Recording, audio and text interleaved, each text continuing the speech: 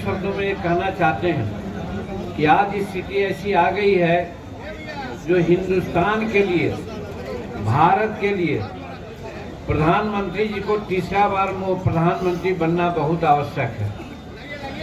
और दृढ़ विश्वास है, और मैं तो यही कहता हूं कि नरेंद्र मोदी जी की गारंटी है कि इस बार हम लोग 400 पार होंगे और तीसरी बार प्रधानमंत्री नरेंद्र मोदी जी भारत के प्रधानमंत्री होंगे, ऐसा हम लोगों को गारंटी लगता है। इसलिए गारंटी देने वाले कौन?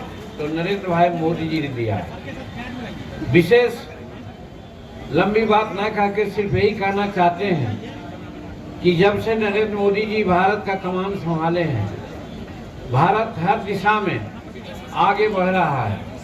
अभी आपने देखा G20 की बैठक हुई, दर्जनों राष्ट्र के राष्ट्राध्यक्ष आए यहाँ, और किस कदर समूचे विश्व के राष्ट्राध्यक्षों पर अपनी शान शौकत और विद्वता का उन्होंने परचम लहराने का काम किया नरेंद्र भाई मोदी, इसकी सबको सराहना करते हैं। तो एक उपलब्धि ये है कि आज तक G20 की बैठक में अध्यक्षता करने का मौका बहुत कम मिला था हिंदुस्तान को, और नरेंद्र मोदी जी के सानिध्य में आज मिला।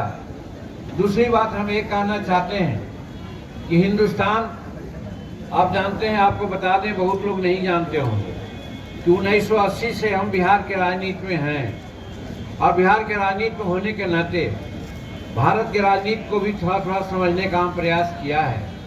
हमने देखा है कि हिंदुस्तान की अर्थव्यवस्था कहां से कहां जा रही थी, कैसे हमारे जो एनुअल इनकम है और प्रति व्यक्ति इनकम है वो नीचे से नीचे जा रहा था।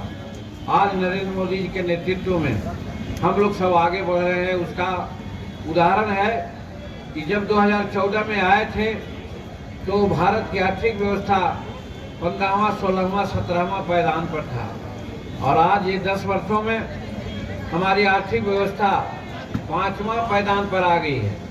आप सोच सकते हैं कि 10 वर्ष में कहां हम छलांग लगाए हैं। और तो और एकदम गारंटी है, और ऐसा लग रहा है कि 2027 जाते जाते हिंदुस्तान की आर्थिक व्यवस्था संसार का तीसरी हो जाएगी, यानी हम संसार के तीसरी आर्थिक व्यवस्था में हो जाएंगे।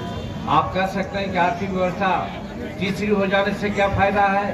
तो मैं इसी कमल में हेलीकॉप्टर है, और इसी कमल में गैस सिलेंडर भी है।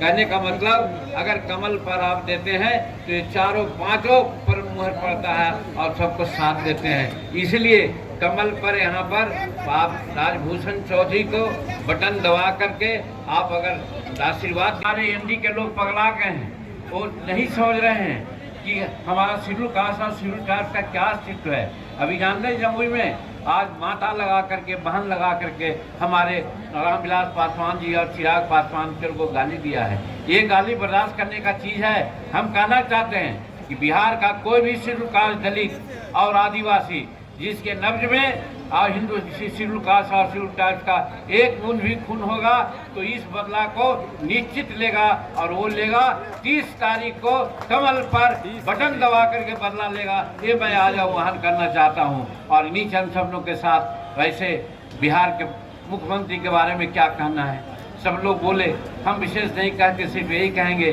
कि डबल इंजन की सरकार है। और डबल इंजन की सरकार आपने देखा उत्तर प्रदेश में डबल इंजन की सरकार किस तरह से काम की, किस तरह से उत्तर प्रदेश आगे बढ़ा है, उसी प्रकार से बिहार में भी डबल इंजन की सरकार बन है और इसको कंटिन्यू करना है। यदि कंटिन्यू करेगा तो बिहार आर्थिक दृष्टिकोण से, राजनीतिक दृष्टिकोण से, शैक्षिक दृष्टिकोण से आगे बढ़ेगा। और नेतृत्व जो नीतीश कुमार का है वो हम लोग को बहुत अच्छा मिला है। इनके नेतृत्व में हम लोग बिहार को आगे बढ़ावेंगे। इसलिए डबल इंजन की सरकार बने, इसके लिए आप लोगों को भी कमल छाप पर 30 तारीख को बटन दबाना है और नरेंद्र मोदी जी को पुनः भारत का प्रधानमंत्री बनाने का संकल्प लेना है। इन्हीं चंद शब्दों के साथ बहुत बहुत धन्यवाद, बहुत बहुत शुक्रिया।